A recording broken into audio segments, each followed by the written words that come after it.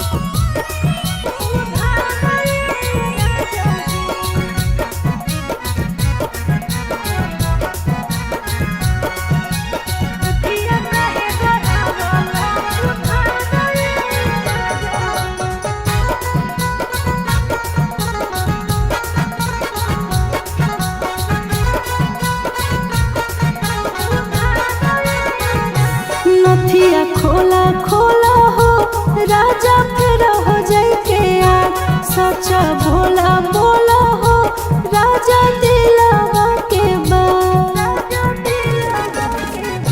नथिया खोला खोला हो राजा फिर हो जाए के यार सच्चा भोला बोला हो राजा दिलावा के बाद। टुक टुक हमारा देखे दुकानदार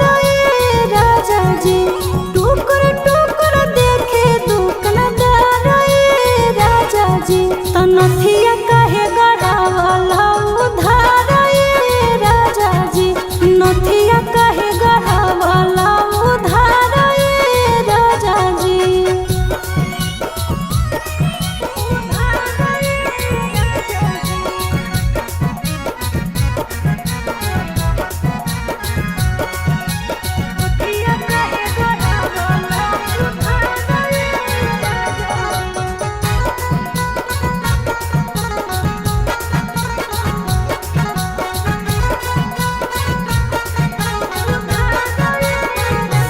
धनिया रुसला रुसला हो राजा तोहरा से आज नथिया मंगनी लैला हो राजा लगल नहीं ला।